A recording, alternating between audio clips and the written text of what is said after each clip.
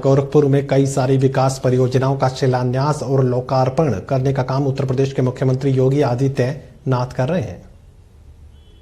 अटल जी, महामंत्री श्री रमाशंकर राम त्रिपाठी जी,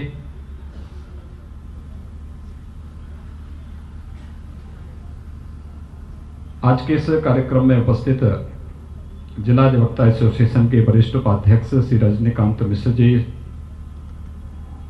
संजय जी, सुरेंद्र सिंह जी, अरविंद त्रिपाठी जी, धर्मेंद्र कुमार सिंह जी, अमरीश कुमार राय जी, ब्रजेश पांडे जी, श्रीमती अनुराधा तिवारी जी, आज के इस कार्यक्रम में उपस्थित भारतीय जनता पार्टी के क्षेत्रीय अध्यक्ष डॉक्टर धर्मेंद्र सिंह जी, महानगर अध्यक्ष राजेश गुप्ता जी, जिलाध्यक्ष युधिष्ठिर सिंह जी, गोरखपुर के मंडलायुक्त, गोरखपुर के जिलाधिकारी, पुलिस और प्रशासन के सभी अधिकारीगण, जिला अधिवक्ता association, civil court bar association तथा विभिन्न जो तहसील हैं उनसे जुड़े हुए जो एसोसिएशन हैं उनके भी तमाम पदाधिकारी आज के इस कार्यक्रम में उपस्थित हुए हैं। उनके सभी पदाधिकारीगण और गोरखपुर के सभी वरिष्ठ अधिवक्तागण और उपस्थित भाइयों बहनों, मेरा आज का जो कार्यक्रम है केवल इस समय केवल अधिवक्ता समुदाय के लिए है, इसलिए मैं आपके अवसर और आप सबका हृदय से अभिनंदन करता हूं और आपको बधाई देता हूं कि गोरखपुर कलेक्ट्रेट में और सदर तहसील के अधिवक्ताओं के लिए अच्छे सुविधायुक्त चैम्बर्स का निर्माण यहां पर होगा। गोरखपुर कलेक्ट्रेट से इसकी शुरुआत हो रही है और मुझे लगता है कि प्रदेश के अंदर हर एक कलेक्ट्रेट में, हर एक तहसील में, हर एक सिविल कोर्ट बार एसोसिएशन में हम ऐसे ही अच्छे चैम्बर्स अधिवक्ताओं के लिए बना सकेंगे। इसके लिए इसका शुभारंभ यहां से किया जा रहा है। मैं इसके लिए आप सबका हृदय से बधाई देता हूं, आप सबको अपनी शुभकामनाएं भी देता हूं। प्रदेश सरकार ने एक निर्णय लिया है कि हम विभागीय कार्यालयों को एक जगह लेकर के जाएं और हम गोरखपुर और वाराणसी कमिश्नरी से इसकी शुरुआत कर रहे हैं। मंडल के जितने भी कार्यालय होंगे वह एकीकृत भवन में हम लोग देने जा रहे हैं और मुझे लगता है इसका सबसे अधिक लाभ या तो जनता को होगा या अधिवक्ता भाइयों बहनों को होगा, क्योंकि उनको अब अपने वादकारी के कार्य के लिए 10 कार्यालय नहीं जाना पड़ेगा, बल्कि एक ही बिल्डिंग में, एक ही जगह में उनको सारी सुविधा उपलब्ध हो पाएगी। इस दृष्टि से यह कार्यक्रम का शुभारंभ हम गोरखपुर से करने जा रहे हैं। गोरखपुर के मंडल से जुड़े हुए पहले चरण में सभी कार्यालय एक भवन में हम लोग लेके आने जा रहे हैं। उसके निर्माण कार्य की स्वीकृति हम लोगों ने दे दी है और उसके साथ ही हम लोगों ने यह भी कहा है जहां पे कोर्ट का भवन बने, जहां पर मंडल के सभी कार्यालय बने या मंडलायुक्त से जुड़ी हुई जो कमिश्नर का कार्यालय बने, तो वहां पर उनके बार एसोसिएशन के लिए भी, जितने भी उनके स्वयं के कार्यालय के लिए भी और अधिवक्ताओं के चैम्बर्स के लिए भी व्यवस्था अच्छी होनी चाहिए, क्योंकि दोनों जब एक साथ मिलकर के चलेंगे तब हम वादकारी के हितों को संरक्षित कर पाएंगे। और इस दृष्टि से इस कार्यक्रम का शुभारंभ करते हुए मुझे बहुत प्रसन्नता की अनुभूति हो रही है। मैं जानता हूं पिछले 10 महीने से वैश्विक महामारी कोरोना से हर व्यक्ति त्रस्त है। दुनिया की बड़ी बड़ी ताकतें इससे पस्त हो गई। आप मीडिया को देखते होंगे, अमेरिका के अंदर जो दुनिया की सबसे बड़ी ताकत है, वहां की स्थिति कितनी खराब है और वहां पर जनजीवन को उसने कैसे प्रभावित किया है। ब्रिटेन जिसने टीका की शुरुआत की, वहां पर फिर से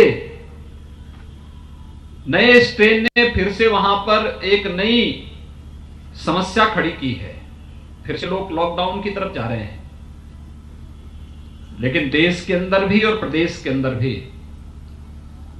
प्रधानमंत्री मोदी जी के मार्गदर्शन में कोरोना के खिलाफ जिस एक अभियान को हम लोगों ने मार्च 2020 में प्रारंभ किया था, आज जब हम 21 की शुरुआत में हैं तो बहुत विश्वास के साथ कह सकते हैं कि आज प्रदेश के अंदर ड्राई रन हो रहा है, एक ट्रायल किया जा रहा है कि वैक्सीनेशन का कार्यक्रम कैसे होना है।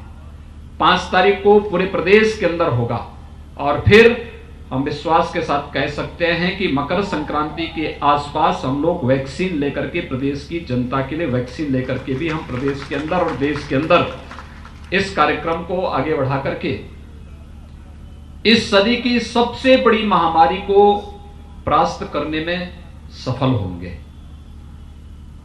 लेकिन यह एक सामूहिक प्रयास है।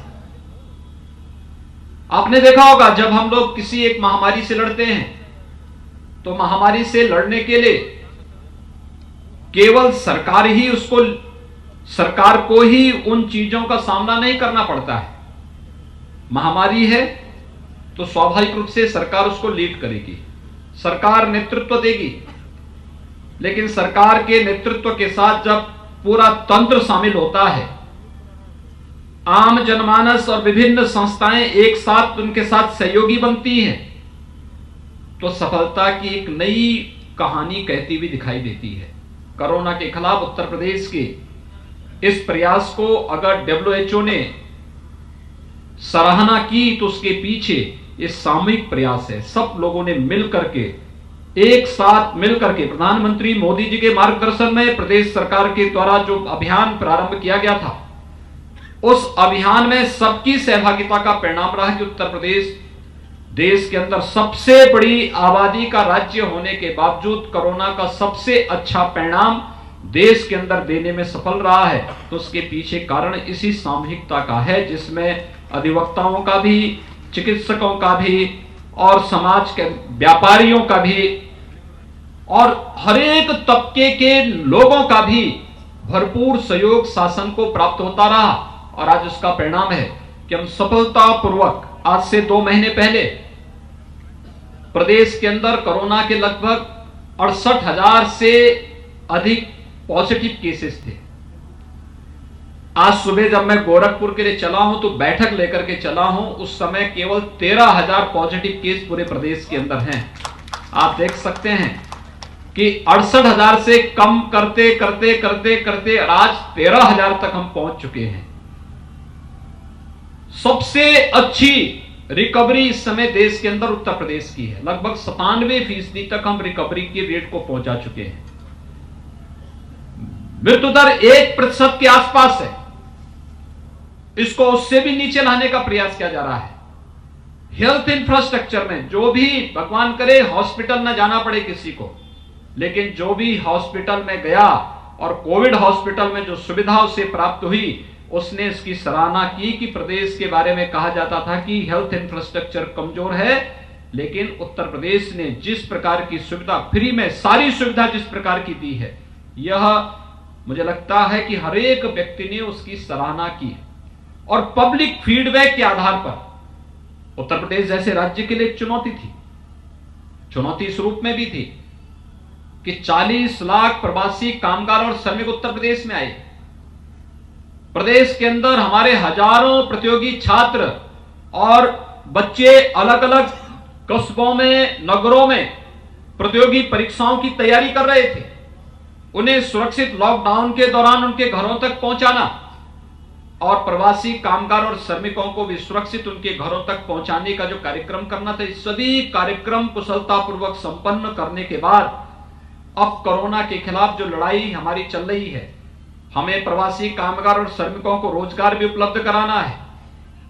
हमने प्रदेश के विकास की गति को थमने भी नहीं दी है, लेकिन साथ साथ कोरोना पर प्रभावी नियंत्रण करने में भी जो सफलता प्राप्त की है, जो समाज के हर एक तबके का योगदान इसके साथ जुड़ा है, मैं इसके लिए अधिवक्ता समुदाय का भी, व्यापारी समुदाय का भी, चिकित्सक और पैरामेडिक्स का भी, और समाज के उन विभिन्न स्वयंसेवी संगठनों का भी, जिन्होंने बढ़ चढ़ करके इसमें भाग लिया, सहयोग किया, उन सब का हृदय से अभिनंदन करता हूं। और आज जो प्रदेश के अंदर ड्राई रन प्रारंभ हुआ है, 6 जनपदों में भी हम लोगों ने प्रारंभ किया है। 5 तारीख को हम प्रदेश के हर एक जनपद में शुरू करेंगे, एक ट्रायल होगा, और जैसे ही वैक्सीन की पहली खेप पहुंचेगी, इसके बाद आप देखना पूरे प्रदेश के अंदर अलग अलग कैटेगरी जो तय की गई उसके अनुसार हम वैक्सीन देना प्रारंभ करेंगे, और कोरोना को, इस सदी की सबसे बड़ी महामारी को हम पूरी तरह प्रभावी रूप से नियंत्रण करने में हमें सफलता प्राप्त होगी। आज का जो कार्यक्रम है ये कहने के लिए अधिवक्ताओं के चेंबर का है, लेकिन वास्तव में ये समाज के सबसे पीड़ित व्यक्ति को न्याय दिलाने के एक महत्वपूर्ण आधार का शुभारंभ भी है। मुझे बहुत अच्छा लगा जब अमिताभ जी यहां पर कह रहे थे कि हमारी लाइब्रेरी को डिजिटलीकरण होना चाहिए, यानी तकनीक का उपयोग क्या हो सकता है। आपने देखा होगा, अगर तकनीक को हम लोगों ने नहीं अपनाया होता, हमारी वर्चुअल कोर्ट चल पाती नहीं चल पाती। हम मानते हैं अधिवक्ता समुदाय को इससे परेशानी हुई, लेकिन एक जरूरत के हिसाब से एक सामान्य नागरिक को न्याय मिल सके, इसका एक ट्रायल भी कोरोना के दौरान हुआ। अगर हमारे पास तकनीक नहीं होती तो क्या हम लोग किसानों के लिए, मजदूरों के लिए, महिलाओं के लिए या समाज के अलग अलग तबके के लोगों के लिए सहायता राशि भेज पाते? याद करिए, 86 लाख से अधिक वृद्धजन, विधवा महिलाएं और दिव्यांग जन प्रदेश में हैं। इन सभी 86 लाख से अधिक इन सभी लोगों को पेंशन की राशि और उसमें भी एडवांस राशि उनके खाते में डीबीटी के माध्यम से हम लोग भेजते थे। एक जगह क्लिक किया, पैसा उनके खाते में पहुंच गया। बाद में हम लोगों ने देखा कि ये लोग बैंकों में जाके लाइन लगाना पड़ रहा है, तो हम लोगों ने प्रदेश के हर ग्राम पंचायत में एक एक बैंकिंग कॉरेस्पॉन्डेंट सखी की भी नियुक्ति कर दी कि इनका पैसा निकालने और पैसा जमा करने की जिम्मेदारी अब एक एक गांव के व्यक्ति को या परिवार को नहीं पड़ेगी, बल्कि ये बैंकिंग कॉरेस्पॉन्डेंट सखी ही जाएगी और बैंक में जाकर के पैसा निकालने या पैसा जमा करने का कार्य करेगी, जिससे भीड़ भाड़ कम हो सके और हम सोशल डिस्टेंसिंग के नियमों का पालन कर सकें।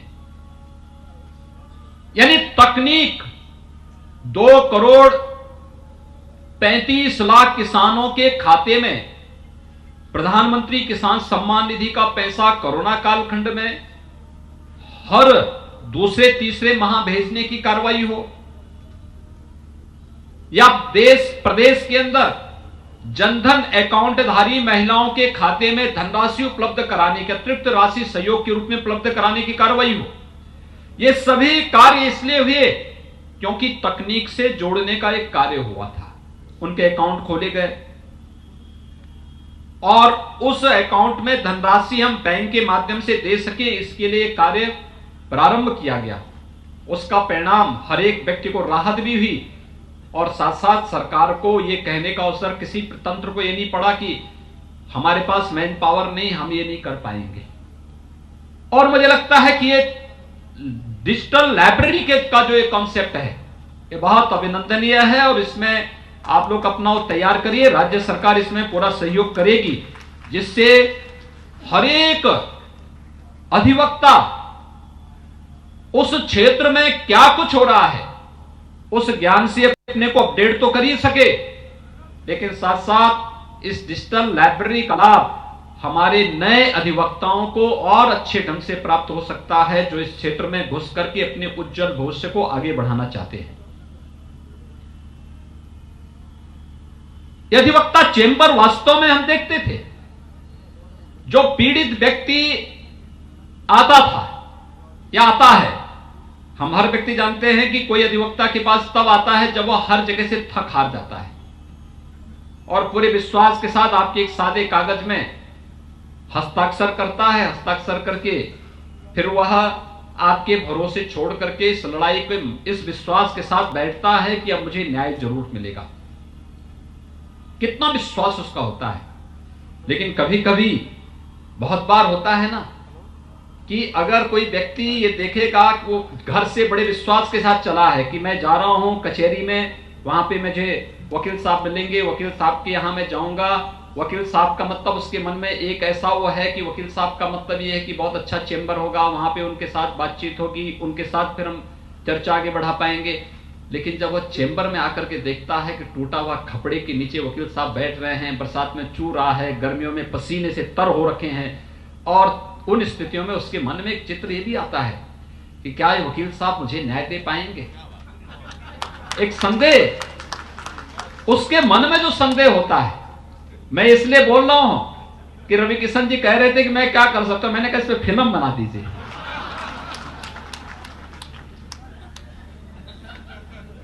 और इसमें बहुत सारे हमारे अधिवक्ता ऐसे होंगे, भाई अभिमन्यु पांडे जी यहां बैठे हैं, जो फिल्म में रोल करने के लिए तैयार हो जाएंगे।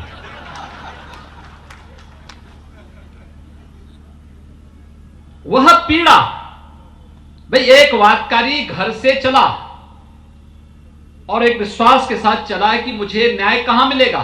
देखिए उसे नहीं मालूम कि जिलाधिकारी को देना है, एडीएम को देना है, मंडलायुक्त को देना है, एसडीएम को या तहसीलदार को किसको देना है, या डिस्ट्रिक्ट जज को, एडिशनल डिस्ट्रिक्ट जज को, सीजीएम को किसको देना है। वो तो ये मानता है वकील साहब है, उसको जज के चेहरे के बारे में जानकारी नहीं। वह तो ये मान के चलता है कि मुझे न्याय वकील साहब देंगे। लेकिन फर्स्ट इंप्रेशन कहां खराब होता है, जब वह चेंबर देखता है, टूटा हुआ चेंबर देखता है, उसके मन में विश्वास होता है, क्या शंका खड़ी खड़ी होती है, क्या मुझे न्याय मिल पाएगा। इस शंका का समाधान होना ही चाहिए और इसलिए अच्छे चेंबर अधिवक्ताओं के लिए बनने ही चाहिए। और इसी दिशा से हम लोगों ने अधिवक्ताओं के अच्छे चेंबर बनाने का कार्य प्रारंभ किया है। ये अच्छे चेंबर इसी क्रम में बनाने की कार्रवाई होनी चाहिए। और मुझे लगता है कि प्रदेश सरकार ने इस दिशा में एक प्रयास प्रारंभ किया। हम लोगों ने प्रदेश के अंदर, सरकार इस बात को लेकर चिंतित है, न्यायालयों में जो वाद लंबित पड़े हुए हैं, वर्षों से पड़े हुए हैं,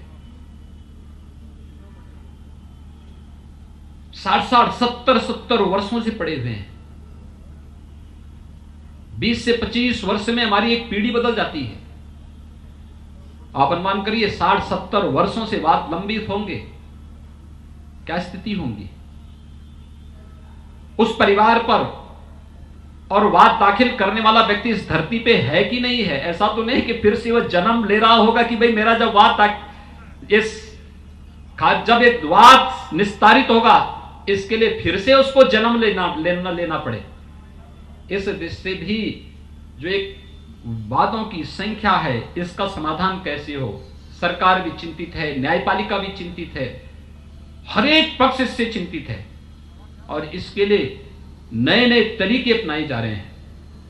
और उसी पर सरकार ने, उत्तर प्रदेश ने इस दृष्टि से न्यायालयों से जुड़े हुए जो मामले थे, इसके लिए कोर्ट का गठन करना हो, जजेज के आवासीय और अनावासीय भवन के लिए भी जहां व्यापक पैमाने पर धनराशि उपलब्ध करवाई जा रही है, वहीं साथ ही साथ जो मैंने आपको बताया कि अब मंडलीय स्तर के सभी कार्यालय एक भवन में रहने चाहिए, जिससे एक सामान्य नागरिक को भी सहूलियत हो और साथ साथ उसकी समस्या का समाधान का जो सबसे बड़ा आधार है अधिवक्ता, वह आसानी से एक ही भवन में एक अपने वादकारी की समस्याओं के समाधान करने के लिए वहां पर भी उसकी पहल कर सके, पैरवी कर सके, कोई जानकारी लेनी हो वो भी जानकारी ले सके।